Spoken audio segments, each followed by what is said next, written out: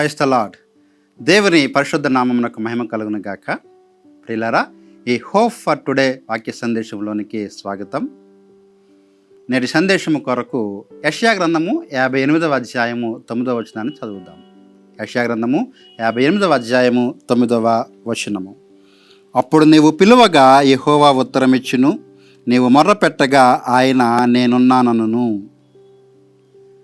ఈ అధ్యాయము శ్రేష్టమైన ఉపవాసం గురించి, అంటే దేవుడు అంగీకరించే ఉపవాసం గురించి మాట్లాడుతూ, ఎప్పుడైతే దేవుని యొక్క ఆజ్ఞలను మనం గైకొంటామో, అనగా పేదవారిని అలాగే అవసరతలు ఉన్న వారిని గుర్తిస్తూ వారికి మేలు చేస్తామో, అప్పుడు మనము మొర్రపెట్టిన ఎడల దేవుడు ఆలకిస్తాడు.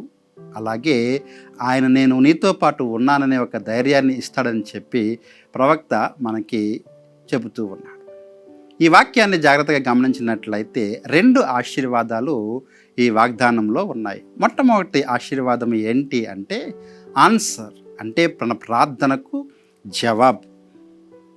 చాలా సమయాలలో మనము చాలామందిని సహాయం కొరకు వేడుకుంటూ ఉంటాం.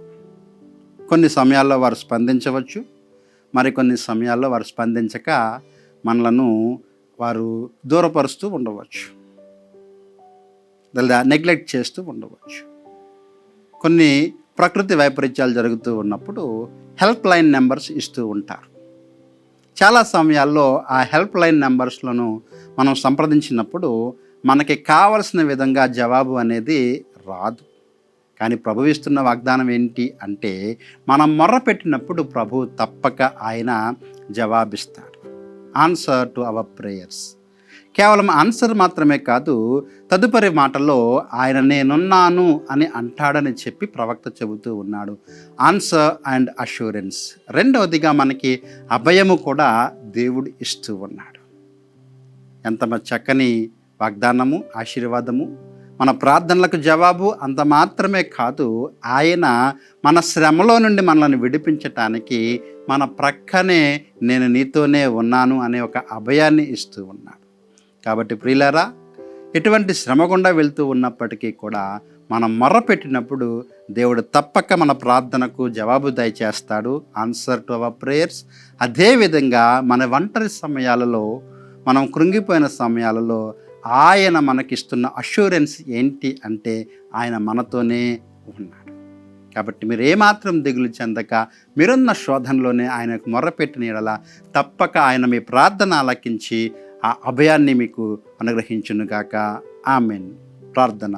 ప్రేమగల ప్రభువా, కృపగల తండ్రి, ప్రవక్త ద్వారా మీరు ఇచ్చిన ఈ గొప్ప ఆశీర్వాదకరమైన మాటలను బట్టి వందనాలు నాయన. మా ప్రార్థనలకు జవాబు, అలాగే మేమున్న స్థితిలోను మమ్మల్ని విడిపించడానికి మీరు ఇస్తున్న అభయాన్ని బట్టి మీకు వందనాలు చెల్లిస్తున్నాం. ప్రభువా, మా ప్రియులు మీ చేతులకి అప్పగిస్తూ ఉండగా వారు ఎటువంటి శ్రమ గుండా వెళ్తూ ఉన్నప్పటికీ వారు ప్రార్థించిన వెంటనే ప్రభు వారికి జవాబు దయచేయండి. వారున్న స్థితిలోంచి వారిని విడిపించడానికి వారికి అభయము, నిరీక్షణ ఇచ్చి ముందుకు నడిపిస్తారని నమ్మచ్చు. యేసు నామములో ఈ ప్రార్థన అడిగి వేడుకుంటున్నాము తండ్రి. ఆమేన్.